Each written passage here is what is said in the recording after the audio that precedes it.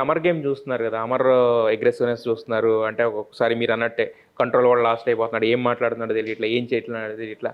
But వీకెండ్కి వచ్చేసరికి నాగార్జున గారి దగ్గరికి వచ్చేసరికి మనకు వచ్చిన టెన్షన్ కనపడుతుంది యాక్చువల్గా ఫేస్లో. ఈ రోజు నాగార్జున గారు ఏం వీడియో వేస్తారో ఏమంటారో అని చెప్పి ఒక చిన్న టెన్షన్తో వస్తుంటాడు యాక్చువల్గా. వేస్తున్నారు, వీడియో వేస్తున్నారు, క్లాప్స్ కొడుతున్నారు, Amar you played very well అంటున్నారు.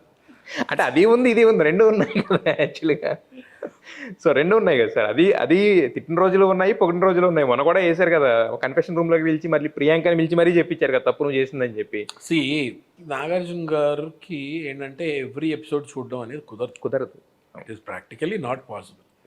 సో ఆయనకి తెలియాలి కదా ఏం జరిగిందో ఏంటో. వీళ్ళు బ్రీఫ్ చేస్తారు, టీమ్ ఉంటారు, వాళ్ళు బ్రీఫ్ చేస్తారు, దాన్ని బట్టి ఆయన మాట్లాడతారు.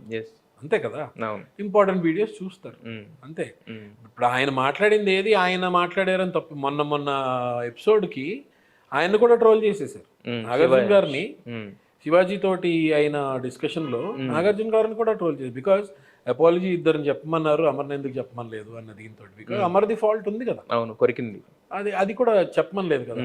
ఎంత కొరికాడు, బ్లడ్ వచ్చిందా, ఘాట్లు పడ్డాయా, 1 to 10 ఎంత ఇస్తావు అని అడిగి అంటే అది వాళ్ళు అడిగిపిస్తారు నాగార్జున గారి చేత. ఆయన అయితే అలా అడగరుగా. డెఫినెట్ గా కొరికేవ్ that's it, which is wrong, you have to ask apology. అది అడగమనలేదు. దాంతో జనాలకి నచ్చలేదు. ఎవరినంటారు, బిగ్ బాస్ టీమ్ అనరు కదా, అక్కడ కనిపించేది పాప నాగార్జున గారు, ఆయన్నే అంటారు. ఇంకా అది కూడా మొదలెట్టారు.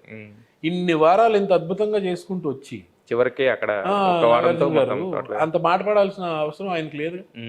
అది కూడా ట్రోల్స్ చేసేసి. అయితే ఇప్పుడు బిగ్ బాస్ ఫేవరెట్ అని చూపిస్తున్నాడు అంటారా? మీరు చెప్పిన దాని ప్రకారం ఇందాక అన్నారు మీరు యాక్చువల్గా బిగ్ బాస్ అయినా చెప్పు ఉండాల్సింది, చెప్పలేదు ఏది ఆ ఫౌల్ గేమ్స్ విషయంలో. ఇప్పుడు ఇక్కడ ఇది కూడా బ్రీఫ్ చేసేది కూడా బిగ్ బాస్. ఇప్పుడు నేను ఎవరు ఫేవరెట్స్ చూపిస్తున్నారంటే న్యాయంగా ఎవరు చూపిస్తున్నారో వాళ్ళకే తెలియాలి. ఎందుకంటే కంటెంట్ మొత్తం వాళ్ళ దగ్గర ఉంటుంది. ఎవరేం మాట్లాడారు, ఎవరేం చేశారు, జూమ్ తో సహా విత్ డీటెయిల్స్ తో సహా ఎవ్రీథింగ్ కంటెంట్ వాళ్ళ దగ్గర ఉంటుంది. So they are the best judges. మనం ఇంత పెద్ద వరల్డ్ కప్ లోనే థర్డ్ అంపైర్ రివ్యూ ఎందుకు అడుగుతాం?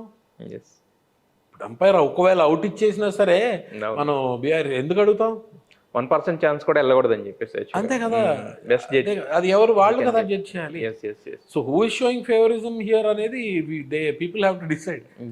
సార్ అయితే యాక్చువల్గా శివాజీ గారి దగ్గర నుంచి ఇంకోటి వచ్చింది ఏంటంటే ఆయన 4th week 5th week injury అయిపోయారు. బట్ ఆల్మోస్ట్ 10th వీక్ వరకు అదే ఇంజూరీ అయితే కంటిన్యూ అయ్యాడు కదా. సో ఆ టైంలో ఏంటంటే వీళ్ళిద్దరిని ఎక్కువ అంటే వీళ్ళిద్దరిని ఇలా ఆడండి అని చెప్పి ఆయన ఆడడానికి లేదు యాక్చువల్గా. సో సంచాలకుగా ఉంటూ ఇలా ఆడండి అని చెప్పి వీళ్ళని ఎంకరేజ్ చేశారు కదా. సో ఆయన ఇంట్లో ఉండడానికే అలాంటి వీళ్ళిద్దరిని ఒక గెలుపు గుర్రాలకి ముందుంచి ఆయన వెనమాల ఉన్నాడు అనేది కూడా ఒక టాక్ నడుస్తుంది. దానికి ఏమంటారు మీరు? ఎవరున్నారని? శివాజీ గారు. ఆయన ఆడలేడు కాబట్టి వాళ్ళతో ఆడిస్తూ ఆయన కూడా ప్రొజెక్ట్ అయ్యాడు అని చెప్పేసి ఒక టాక్ నడుస్తుంది. అంటే ఇప్పుడు శివాజీ గారు ఆడలేడు కాబట్టి వీళ్ళిద్దరిని చూస్ చేసుకుని వీళ్ళని గుర్రాలుగా పెట్టుకుని ఈయన స్వారీ చేశాడు అని ఒక టాక్. అంటే హౌస్ లో ఉండడానికి. ఇప్పుడు ఒకటి అన్ఫార్చునేట్లీ శివాజీకి దెబ్బ తగిలింది లోపల. So physical games first of all Shivaji is much more elder than the other contestants. Shivaji is the most eldest person in the house. So physical టాస్క్లు ఎలాగా శివాజీ అనే అతను ఇది వీళ్ళంతా ఫాస్ట్గా కానీ ఇంకొక స్ట్రాంగ్గా కానీ ఉండలేడు. దానికి తోడు షోల్డర్ ఇంజరీ, ఫస్ట్ నుంచి షోల్డర్ ఇంజరీ వచ్చింది, దాంతో వెళ్ళిపోతాను అని కూడా అన్నాడు. వాట్ ఎవర్ ఇట్ ఈస్ అలాగే స్ట్రాంగ్గా పుల్ చేసుకుంటూ వస్తున్నాడు.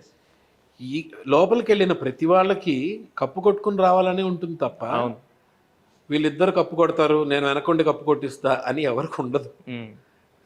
బేసిక్గా శివాజీకి కూడా కప్పుతోటే బయటకు వెళ్ళాలని ఉంటుంది, ఎవరికి కప్పుతోటే బయటకు వెళ్ళాలని ఉంటుంది. ప్రశాంత్కి అదే ఉంటుంది. ఇప్పుడు ఎందుకు వాళ్ళ ముగ్గురు మధ్యలో చిన్న మనస్పర్ధలు క్రియేట్ చేయాలి అంటే ముగ్గురిని పిలిచి మీ ముగ్గురులో ఎవరు కప్పు కొట్టాలి అని పెట్టుకోండి, మీ ముగ్గురు డిస్కషన్ అంటే గొడవ అవుతుంది, ఆటోమేటిక్గా అవుతుంది. అంతే, ఎవరికైనా అంతే. ఎవరికైనా అల్టిమేట్గా అన్నా నేను డిజర్వ్ అన్నా నేను కొట్టాలన్నా ప్రశాంత్ అంటాడు. నేను ఇంత చేసింది నాది కప్పు అంటాడు.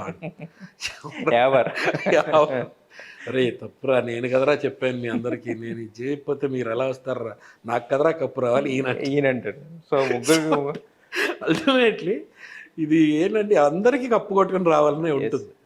అయితే ఇది స్ట్రాంగ్గా ప్రొజెక్ట్ అవ్వడానికి ఇంకొక రీజన్ ఉందండి. యాక్చువల్గా శివాజీ గారు 2-3 సార్లు కూడా ఒరే నాకు ఇంత అవసరం లేదు నేను వెళ్ళిపోతాను, ఓన్లీ మీ ఇద్దరిని గెలిపించడానికి మాత్రం మీ ఇద్దరి గురించి హౌస్లో ఉన్నాను 2-3 సార్లు అన్నారు. దాంతో ఏమవుతుందంటే ఈయన గెలవాలని లేకపోయినా వాళ్ళిద్దరి కోసం హౌస్ లో ఉన్నారని ఒక సింపతి కూడా అది ఆయన స్ట్రాటజీ. Sympathy strategy. అది ఆబ్వియస్లీ, అదే వాళ్ళిద్దరికి అర్థం కావట్లేదు అంటారా అయితే? ఆబ్వియస్లీ అర్థం అయినా అవ్వకపోయినా స్ట్రాటజీ ప్లే అయిపోయింది. That's all.